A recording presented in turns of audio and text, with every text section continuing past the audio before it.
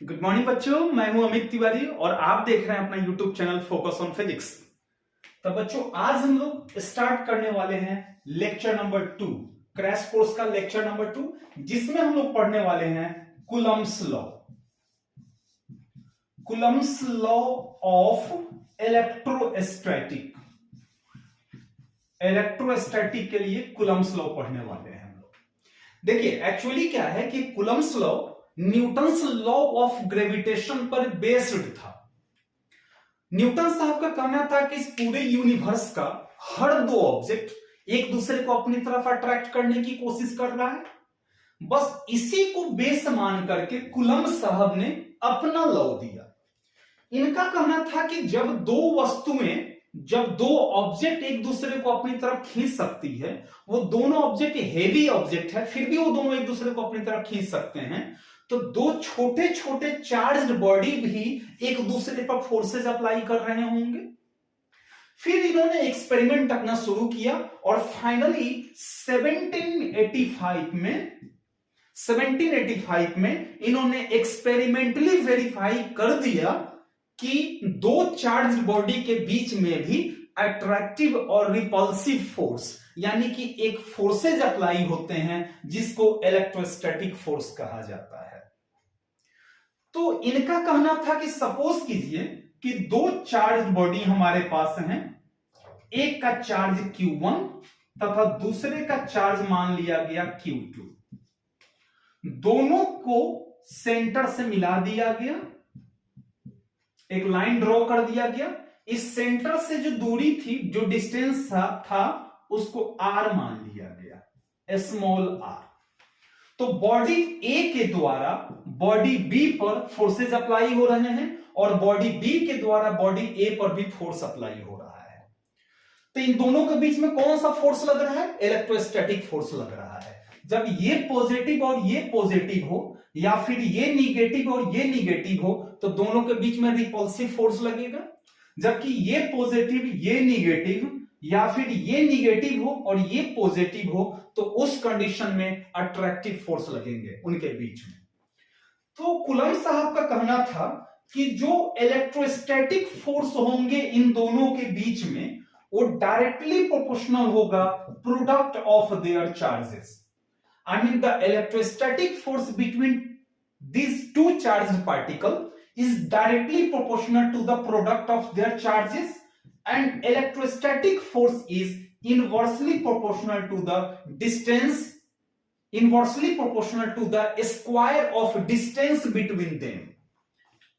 इसको equation first मान लेते हैं, इसको इक्वेशन सेकंड मान लेते हैं। इसको कहा जाता है इनवर्स, पता होगा आपको, इनवर्स स्क्वायर रूल कहा जाता है, जो कि न्यूटन्स लॉ ऑफ ग्रेविटेशन में भी अप्लाई होता है। अगर इस दोनों इक्वेशन को हम एक साथ कंपेयर करें तो इलेक्ट्रोस्टैटिक फोर्स डायरेक्टली प्रोपोर्शनल हो जाएंगे Q1 Q2 के और इनवर्सली प्रोपोर्शनल हो जाएगा R स्क्वायर के। I mean electrostatic force is equal to, आपको याद होगा कि जब प्रोपोर्शनल का साइन हटता है तो इक्वल टू का साइन जुड़ता है और साथ में एक टर्म आते हैं कांस्टेंट, जिसको लिख सकते हैं K Q1 Q2 और बाई R स्क्वायर।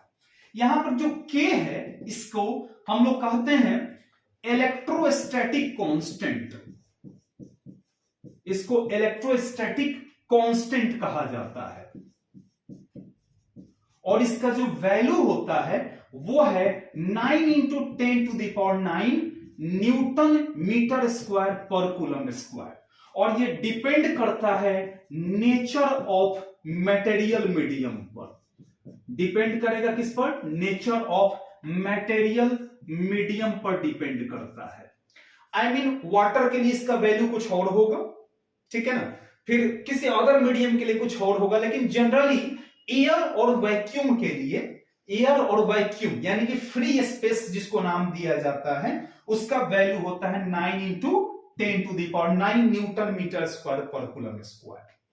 एक्चुअली जो K का वैल्यू होता है, बाबू देखना, एक्चुअली जो K का वैल्यू होता है वह है 1/4 पाई एप्सिलॉन नॉट और इसका वैल्यू होता है 9 × 10⁹ Newton metre square per coulomb square. यहां जो एप्सिलॉन नॉट है इसको कहा जाता है permittivity, permittivity in free space, permittivity in free space. अगर एयर वैक्यूम के अलावा कोई अगर मीडियम है तो वहां पर सिर्फ एप्सिलॉन लिखेंगे और इसको नाम देंगे परमिटिविटी, परमिटिविटी इन जो मीडियम होगा उस मीडियम का नाम लिख देंगे, यहां पर जो मीडियम होगा वहां पर उसका नाम लिख देंगे।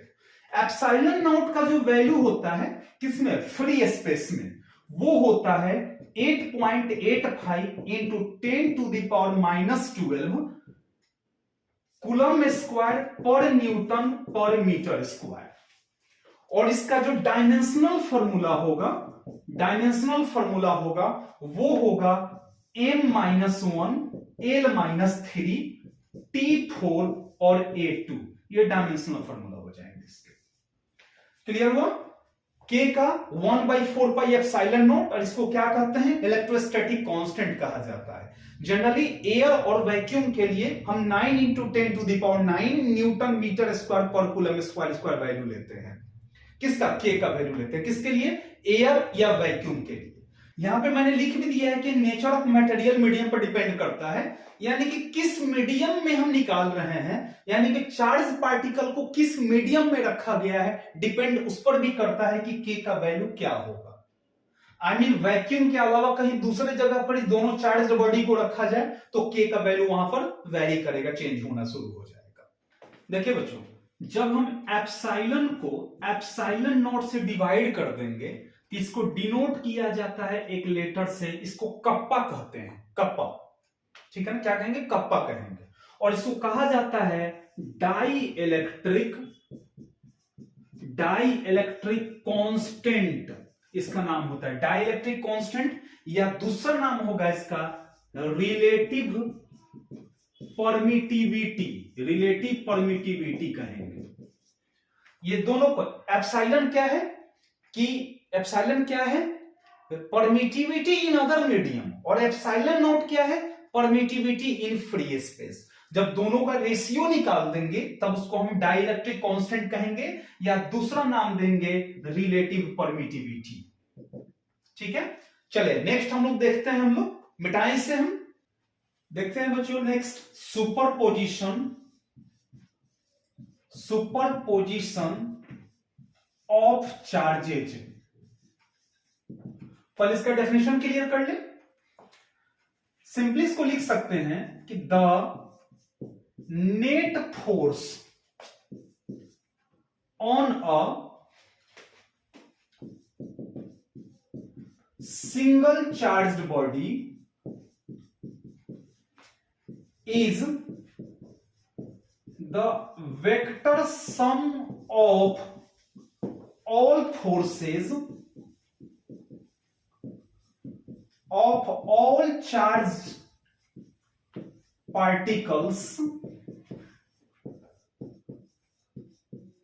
present around it। जैसे सपोज कीजिए कि इसको समझ लें, आप कह रहा है कि सपोज कीजिए कि एक चार्ज पार्टिकल यहां है, एक यहां है, एक यहां है, एक यहां है। इसका चार्ज Q है, इसका चार्ज Q1, ये Q2 और ये हो गया Q3।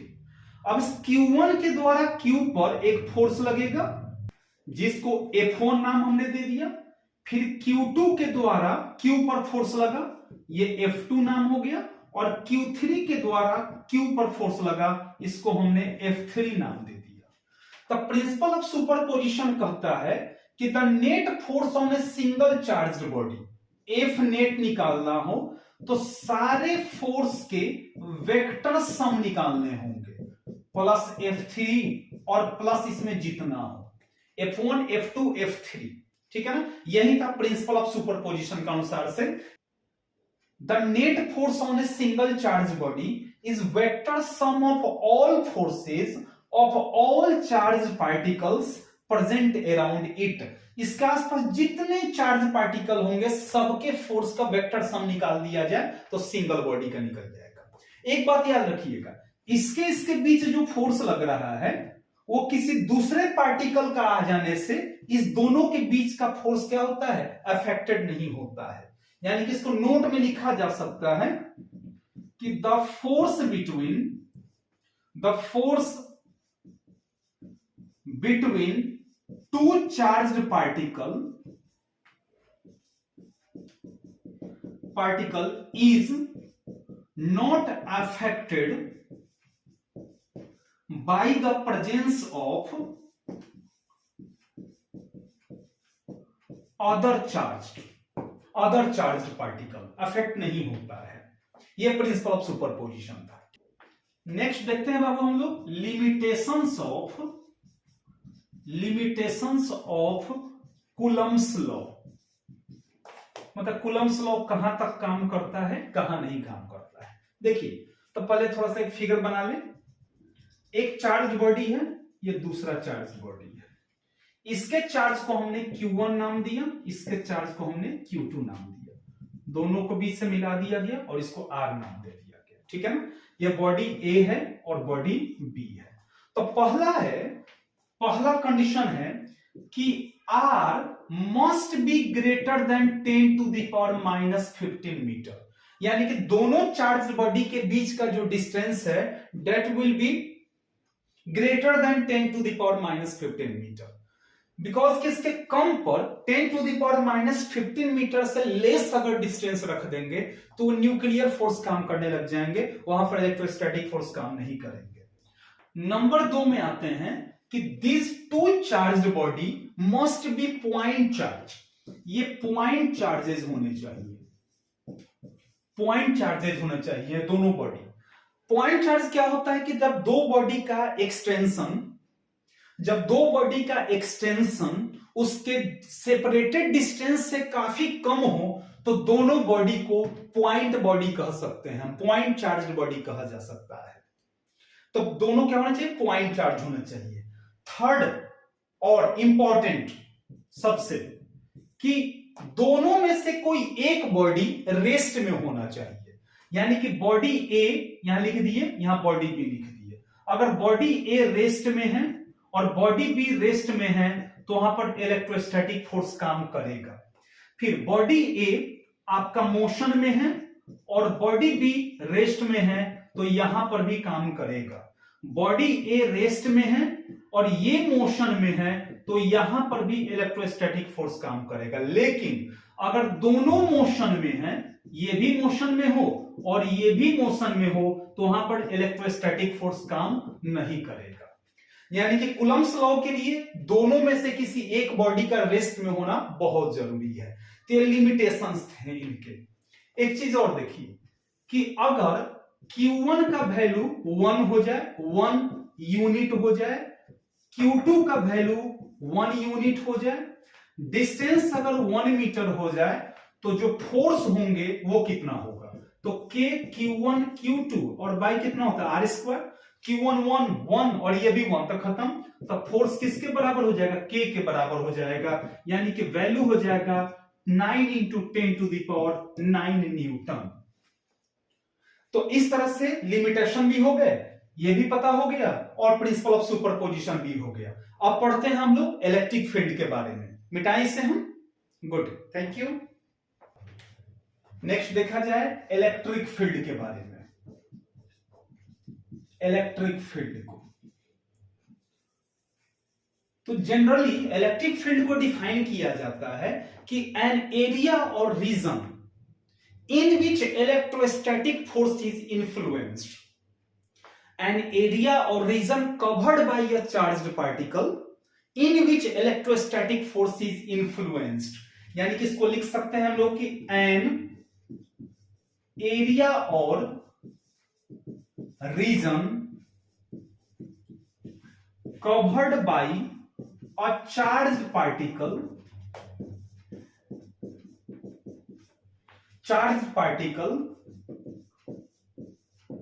in which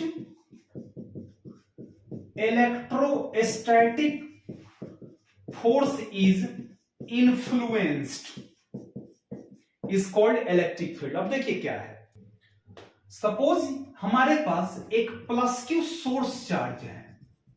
जैसे कि यहां पर एक प्लस क्यू सोर्स चार्ज हो गया, अब एक इनफाइनाइट से एक टेस्ट चार्ज को लेकर के आए, तो मान के ये पॉजिटिव है और ये जो टेस्ट चार्ज आएगा वो पॉजिटिव होगा। यहां से लेकर के आ रहे हैं, नजदीक आए, नजदीक लेकर के आए, एक ऐसा एरिया मिलेगा, जैसे यहां पर थोड़ा सा आगे बढ़ाएंगे तो इस पर ऐसा लगेगा कि इसके द्वारा इस पर फोर्स अप्लाई किए जा रहे हैं, यानी कि टेस्ट चार्ज पर सोर्स चार्ज के द्वारा फोर्सेज अप्लाई होने शुरू हो जाएंगे। तो सपोज कीजिए यहां पर एक सोर्स चार्ज, सपोज कीजिए यहां पर एक टेस्ट चार्ज हम आगे बढ़ा रहे हैं, अभी फोर्स नहीं काम किया, अभी फोर्स नहीं काम किया, अभी फोर्स नहीं काम किया, लेकिन जैसे ही यहां पर लेकर के आए इस पर इसके अभी ये टेस्ट चार्ज इस यहां पर आ गया, अब इस पर इसके द्वारा फोर्स लगा और ये रिपेल होना शुरू हो गया, ये उधर जाना शुरू हो गया। उसी तरह इसको अगर उठा करके यहां पर लेकर के आए तो यहां पर क्यू नॉट होगा, तो यहां पर भी रिपल्सन, फिर यहां पर लेकर के आएंगे तो रिपल्सन, फिर यहां पर लेकर के आएंगे तो रिपल्सन। ठीक है, कहीं पर भी लेकर के जाएं तो क्या हो जाएगा, एक एरिया मिला ना जहां पर रिपल्सन शुरू हो गया, उसी एरिया को हम क्या कहेंगे, उसी एरिया को क्या कहा जाएगा, इलेक्ट्रिक फील्ड कहा जाएगा। देखो एक अंदर का एक एरिया मिला ना, इसी को इलेक्ट्रिक फील्ड कहा जाएगा, यानी कि इसी एरिया में इस चार्ज बॉडी के द्वारा फोर्सेज अप्लाई किए जा सकते हैं, इसके बाहर जाने पर अट्रैक्टिव और रिपल्सिव फोर्स अप्लाई नहीं हो सकते हैं। इसी एरिया को क्या कहेंगे हम, इलेक्ट्रिक फील्ड कहेंगे। हाँ, एक चीज यहां पर बार बार एक बात आ रहा है, दो टर्म आ रहे हैं सोर्स चार्ज के बारे में, ठीक है ना, और दूसरा आ रहा है बार बार टेस्ट चार्ज के बारे में। सोर्स चार्ज जो बॉडी का चार्ज होता है उसको सोर्स चार्ज कहते हैं, इसको क्यू कहा जाता है, स्मॉल क्यू है कैपिटल क्यू, जबकि जो टेस्ट चार्ज होते हैं उसको क्यू नॉट कहा जाता है। सोर्स चार्ज पॉजिटिव हो सकते हैं, निगेटिव हो सकता है और जीरो भी हो सकता है, जबकि जो टेस्ट चार्ज है वो सिर्फ और सिर्फ पॉजिटिव ही हो सकते हैं। ये इतना छोटा होता है कि इसके द्वारा कोई भी इलेक्ट्रिक फील्ड नहीं बनता है, इस टेस्ट चार्ज के द्वारा कोई भी इलेक्ट्रिक फील्ड नहीं बनता है। क्यों? क्योंकि इसके चार्ज का जो वैल्यू है, मैग्नीट्यूड है, वो काफी कम होता है। तो इस एरिया को क्या कहेंगे, इलेक्ट्रिक फील्ड कहेंगे। इसका जो फॉर्मूला है वो लिखा जाता है electrostatic force per unit of test charge. I mean simple definition भी क्लियर है, electrostatic force per unit of test charge is called electric field intensity. अगर इसका ऐसा यूनिट देखा जाए तो फोर्स का यूनिट न्यूटन और चार्ज का यूनिट कूलम्ब, यानी कि न्यूटन पर कूलम्ब होता है। एक और ऐसा यूनिट होता है जो कि हम लोग सेकंड चैप्टर में देखेंगे, उसको होता है वोल्ट पर मीटर, बस आप याद कर लें। इलेक्ट्रिक फील्ड जो है वो कौन सा क्वांटिटी होगा, वह वेक्टर क्वांटिटी होंगे। तो डायरेक्शन क्या होगा इसका, वेक्टर क्वांटिटी है तो डायरेक्शन होगा। अगर हमारे पास प्लस चार्ज है तो इलेक्ट्रिक फील्ड का डायरेक्शन रेडियली आउटवर्ड होगा।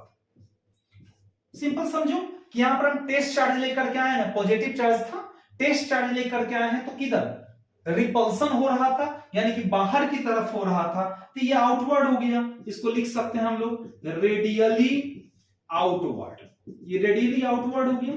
जबकि अगर कोई निगेटिव चार्ज बॉडी है, अगर यहां पर एक टेस्ट चार्ज लेकर के आए तो क्या होगा, अंदर की तरफ आएगा ना, तो इसका जो होता है वो रेडियली इनवर्ड होता है। ये इलेक्ट्रिक फील्ड का डायरेक्शन हो गया रेडियली इनवर्ड, पॉजिटिव के द्वारा आउटवर्ड और निगेटिव के द्वारा क्या होता है, इनवर्ड होता है। ये इलेक्ट्रिक फील्ड इंटेंसिटी का, ये इलेक्ट्रिक फील्ड का डायरेक्शन हो गया। दैट्स व्हाई ये कौन सा क्वांटिटी है, वेक्टर क्वांटिटी है। आई बात समझ में? चलिए आगे बढ़ते हैं हम लोग। फिर नेक्स्ट हम लोग टर्म देख रहे हैं कि electric field due two point charge, electric field due two point charge. ठीक है, पॉइंट चार्ज। अब देखिए सपोज कीजिए कि यहां पर एक प्लस क्यू चार्ज है, सोर्स चार्ज है, इससे कुछ दूरी पर हमने टेस्ट चार्ज को रख दिया Q0।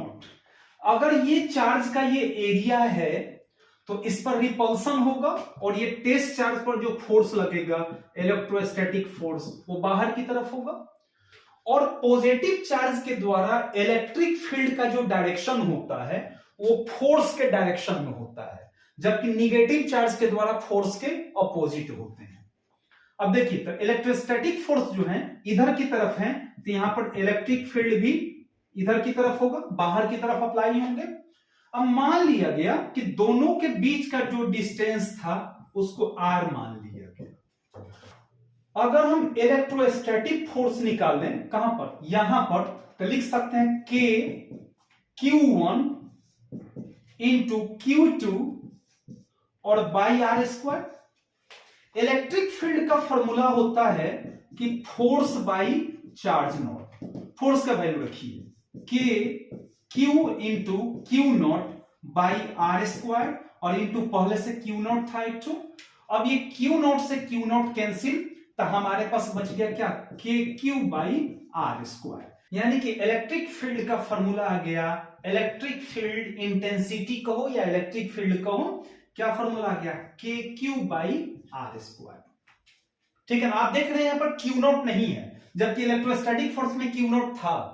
तो इलेक्ट्रिक फील्ड हम पहले ही बताए हैं कि जो टेस्ट चार्ज होते हैं उनका जो वैल्यू होता है वो काफी छोटा होता है, जिसकी वजह से इसके द्वारा कोई भी इलेक्ट्रिक फील्ड प्रोड्यूस नहीं होते हैं, इसीलिए इसमें शामिल नहीं है। नाम ही ये टेस्ट चार्ज आया, चेक किया कि प्लस के ऊपर इलेक्ट्रिक फील्ड है या नहीं है, और है तो कितना रीजन है उसका, कितना एरिया है, बस ये हो गया। फोर्स की तरह इलेक्ट्रिक फील्ड का भी प्रिंसिपल होता है सुपरपोजिशन का, प्रिंसिपल ऑफ सुपरपोजिशन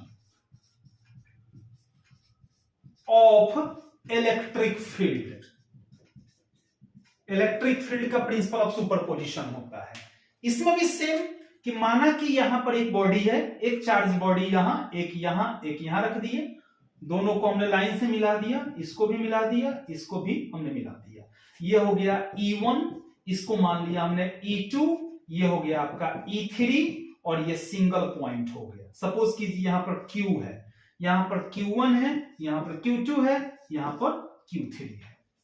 तो इसके द्वारा इस पर इलेक्ट्रिक फील्ड, इसके द्वारा इस पर इलेक्ट्रिक फील्ड और इसके द्वारा इसके पर इलेक्ट्रिक फील्ड, यानी कि electric field at a single charged body is equal to the electric field due to all charged body present around it. इसके द्वारा जितना इलेक्ट्रिक फील्ड प्रोड्यूस होगा, इसके द्वारा इस पर होगा, इसके द्वारा इस पर होगा, सबका वेक्टर सम अगर निकाल लिया जाए तब जाकर के हमारा फाइनल इलेक्ट्रिक फील्ड निकलेगा। ये तो फोर्स में भी हम लोग सेम चीज पढ़ चुके हैं, इसमें डेफिनेशन नहीं बताए हैं क्योंकि सेम वहीं वहां पर जो फोर्स था वहां पर इलेक्ट्रिक फील्ड लगा देना है। ये principle of superposition of electric field हो गया।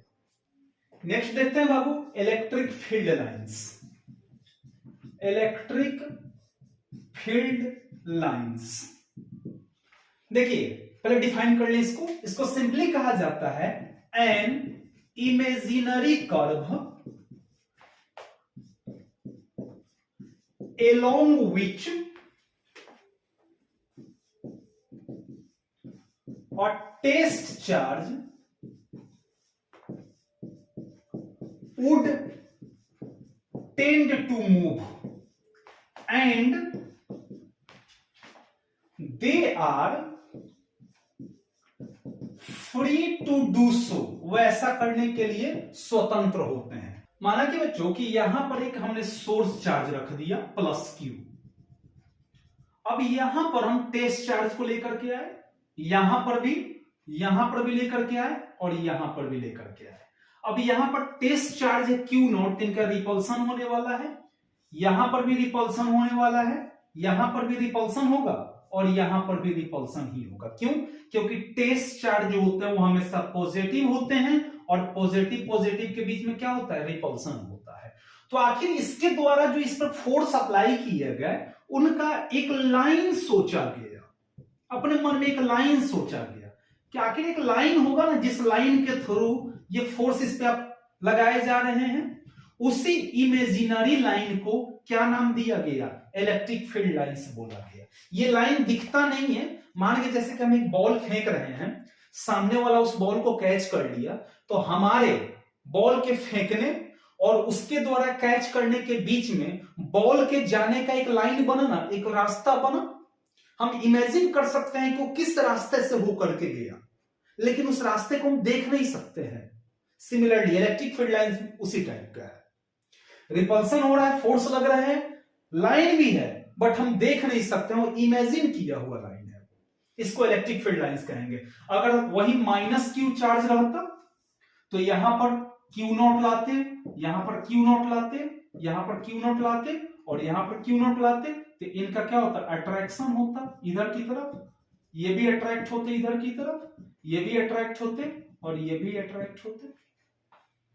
तो पॉजिटिव चार्ज के द्वारा बाहर की तरफ और निगेटिव चार्ज के द्वारा अंदर की तरफ, यही इलेक्ट्रिक फील्ड लाइंस का भी डायरेक्शन होता है। पॉजिटिव के द्वारा बाहर की तरफ और निगेटिव के द्वारा अंदर की तरफ, इसको इलेक्ट्रिक फील्ड लाइंस हम नाम देंगे।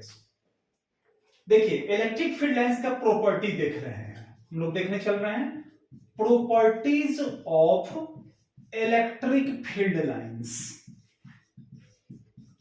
इलेक्ट्रिक फील्ड लाइंस का प्रॉपर्टी देखा जा रहा है। नंबर 1 में लिख सकते हैं या जान सकते हैं कि they start from positive and terminate at negative. Positive से स्टार्ट होकर के वो निगेटिव पर खत्म हो जाते हैं। जैसे मान लीजिए यहां पर पॉजिटिव है और एक निगेटिव है, पॉजिटिव चार्ज है और निगेटिव चार्ज है, तो पॉजिटिव से लाइंस निकलेंगे और निगेटिव पर जाकर के टर्मिनेट हो जाएगा। यहां पॉजिटिव से निकला, निगेटिव पर जाकर टर्मिनेट हो गया, पॉजिटिव से निकला और निगेटिव पर जाकर के टर्मिनेट हो गया। सेकंड प्रॉपर्टी इसमें देख सकते हैं हम लोग, प्रॉपर्टी नंबर 2 कि they don't form close loop. Close loop नहीं बनाते। देखो अब पॉजिटिव से निकल रहा है, निगेटिव पे चला जा रहा है, अगर निगेटिव से फिर पॉजिटिव पे वापस आ जाता तब उसको क्लोज लूप कहा जाता। तो यहां पर क्लोज लूप नहीं बना रहे हैं क्योंकि पॉजिटिव से निकल करके और निगेटिव पे खत्म हो जा रहे हैं। Property number 3, they don't intersect each other at a single point. Eight a single point, single point पर वो एक दूसरे को इंटरसेक्ट नहीं करते हैं। क्या होता अगर इंटरसेक्ट करते? तो कहने का मतलब कि जैसे कि ये पॉजिटिव है और एक निगेटिव है, ये पॉजिटिव और निगेटिव है, पॉजिटिव से एक लाइन निकला निगेटिव की तरफ, ऐसा नहीं हो सकता है कि पॉजिटिव से ऐसे निकला और सीधा क्रॉस करते हुए ऐसे पहुंच गया, यह संभव नहीं है। क्या होता अगर दो फील्ड लाइन से एक दूसरे को इंटरसेक्ट करते? तो इफ दे डू सो, अगर वो ऐसा करते तो मान लीजिए कि एक इलेक्ट्रिक फील्ड लाइन 1 है और ये इलेक्ट्रिक फील्ड लाइन 2 है। अगर वो सिंगल पॉइंट पर इंटरसेक्ट करते तो यहां पर एक टेंजेंट इधर ड्रॉ किया जा सकता है, एक टेंजेंट इधर ड्रॉ किया जा सकता है। तो एक सिंगल पॉइंट पर, अब सपोज करो ये इलेक्ट्रिक फील्ड लाइन यहां से आ रहा है, यहां पे आएगा, अब ये कंफ्यूजन हो जाएगा कि ये इधर जा रहा है या इधर जा रहा है। यानी कि एक इलेक्ट्रिक फील्ड लाइंस के लिए सिर्फ एक ही डायरेक्शन होना चाहिए, लेकिन यहां पर हमको दो डायरेक्शन मिल रहे हैं। Eight a single point two tangents show the two directions of electric field lines, which is not possible. So they don't intersect each other at a single point. समझ गए बात को? एक सिंगल पॉइंट पर intersect किया तो दो direction बन जा रहे हैं। मान लीजिए इसके लिए दो डायरेक्शन बन गया, इसके लिए भी अगर सोचें तो दो डायरेक्शन बन जा रहा है, जो कि पॉसिबल नहीं होगा क्योंकि एक इलेक्ट्रिक फील्ड लाइन का एक ही डायरेक्शन हो सकता है। Property number 4, closeness of field lines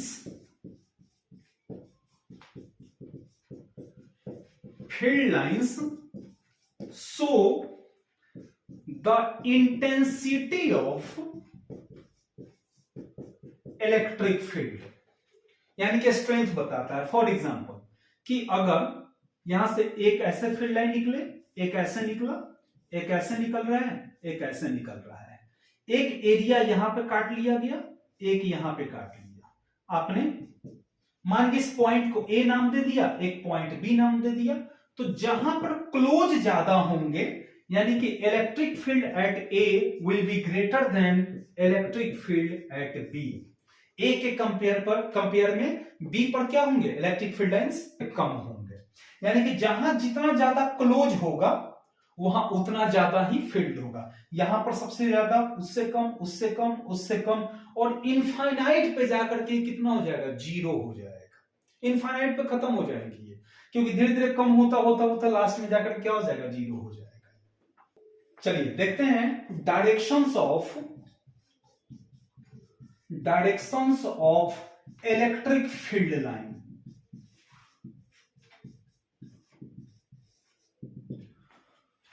number 1,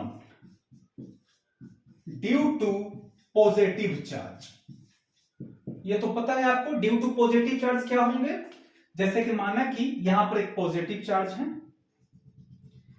ये पॉजिटिव है, तो इसके लिए इलेक्ट्रिक फील्ड लाइन क्या होगा, रेडियली आउटवर्ड होगा। ये रेडियली आउटवर्ड होंगे, ऐसे भी निकल सकते हैं, ऐसे, ऐसे और ऐसे इलेक्ट्रिक फील्ड लाइंस। तो ड्यू टू पॉजिटिव चार्ज क्या होगा, रेडियली आउटवर्ड होगा, रेडियली आउटवर्ड होंगे। Number 2, due to negative charge. ये क्या होगा बाबू, पता है आपको, ये कौन सा है, पॉजिटिव है।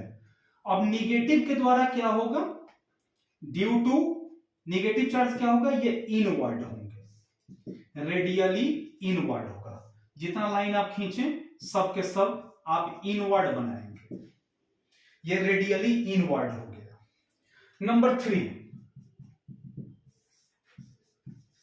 Due to unlike charges. Due to unlike charges, तो मान के एक पॉजिटिव है और एक क्या है, निगेटिव है, तो पॉजिटिव से निकलेगा कहां पे जाएगा, निगेटिव पे जाएगा। ये तो पहले भी पढ़ चुके हम लोग। इसका डायरेक्शन कुछ इस तरह से ड्रॉ किया जा सकता है। ये सब के सब पॉजिटिव से निकलेंगे और कहां चले जाएंगे, सब निगेटिव पे चले जाएंगे। देखिए इधर निकलता हुआ दिख रहा है, यहां पर निकलता हुआ दिख रहा है, यहां पर आता हुआ सब दिख रहा है, अंदर की तरफ देख रहे हो, सब आता हुआ दिख रहा है। अच्छा, number 4, due to two positive charges या निगेटिव चार्जेस। पॉजिटिव पहले देखते हैं। माना कि एक पॉजिटिव है और यहां पर भी एक पॉजिटिव है। अब देखो ये यहां से निकला, ये भी बाहर निकलेगा और ये भी बाहर निकलेगा, दोनों तो आउटवर्ड होंगे। तो यहां पर दोनों आ करके दोनों का रिपल्सन शुरू हो जाएगा। इसका जो होगा, मान के ऐसे निकला पॉजिटिव, ऐसे, इसका एक पॉजिटिव ऐसे, और दोनों क्या हो गया, रिपेल हो गया। फिर ऐसे पॉजिटिव गया, ये नजदीक आने की कोशिश कर रहा है, लेकिन दोनों में क्या हो जाएगा, ये जाना था ऐसे, जैसे कि ये दोनों निकला, ऐसे निकला, लेकिन दोनों में रिपल्सन होकर के ये बाहर की तरफ चला गया। अगर फिर ऐसे करें तो ऐसे एक हो जाएगा, फिर एक ऐसे हो जाएगा, फिर यहां पर देखें तो ऐसे हो जाएगा, और इसको ऐसे कर सकते हैं हम लोग, देख रहे हैं, जैसे कि निकला ऐसे, लेकिन ऐसे करके निकल गया बाहर की तरफ। वहीं निगेटिव रहता तो बस अब डायरेक्शन बदल देते। ये जो बाहर की तरफ दिख रहा है, बाहर की तरफ जाता हुआ दिख रहा है, उसको अंदर की तरफ बना देंगे, निगेटिव के द्वारा हो जाएगा। और 5वां नंबर आता है कि due to a positive charge conductor. किस टाइप का कंडक्टर है, ये प्लेन कंडक्टर है। तो सपोज कीजिए एक कंडक्टर है प्लेन, तो इसका जो चार्ज, ये पॉजिटिव है, तो आपको पता है कि पॉजिटिव बाहर की तरफ निकलेगा, तो ये सारे पैरेलल होकर के बाहर की तरफ निकलेंगे, ठीक है। और वही निगेटिव होता तो क्या होता, अगर निगेटिव चार्ज बॉडी होता, निगेटिव कंडक्टर होता, plane conductor, minus minus minus minus होता, तो ये सब अंदर की तरफ आते हुए दिखाई देते। देख तो नहीं सकते हैं, बस फील कर सकते हैं कि अंदर आता हुआ फील होता। तो ड्यू टू पॉजिटिव चार्ज, ये क्या हो जाएगा, 6 नंबर में लिख सकते हैं, due to negative charge plane conductor, negative charge plane conductor के द्वारा। समझ में आ गया बच्चों। चलिए गुड, अच्छी बात है। अब जस्ट हम लोग न्यूमेरिकल और कुछ ऑब्जेक्टिव लेकर के आ रहे हैं जो अभी के दोनों लेक्चर पे डिपेंड है, सो इसलिए उसको जरूर बना लेंगे। वो आपके एग्जामिनेशन पॉइंट ऑफ व्यू से बहुत ही इंपॉर्टेंट होगा, वो आपके लिए बहुत ही फायदेमंद होने वाला है। तो आज रहने देते हैं। उम्मीद है कि आज का क्लास अच्छा लगा होगा। बस क्रैश कोर्स पढ़ाए जा रहे हैं तो उसमें थोड़ा सा शॉर्टकट तो बताया ही जाएगा, ठीक है ना। अगर अभी तो उतना टाइम है नहीं कि आप एक्सप्लेन करके पढ़ सको या फिर हम भी पढ़ा सकें, बस इतना पढ़ लो कि आप लोग का एग्जाम क्लियर हो जाए। कौन सा? बोर्ड वाला एग्जाम, नीट वगैरह का नहीं, नहीं वो नहीं, नीट और आईआईटी का नहीं, ठीक है, बस बोर्ड का एग्जाम क्लियर हो जाएगा। चलिए मिलते हैं नेक्स्ट क्लास में, तब तक के लिए थैंक यू। खुश रहिए, सुरक्षित रहिए और सबसे इंपॉर्टेंट पढ़ते रहिए। Thank you so much.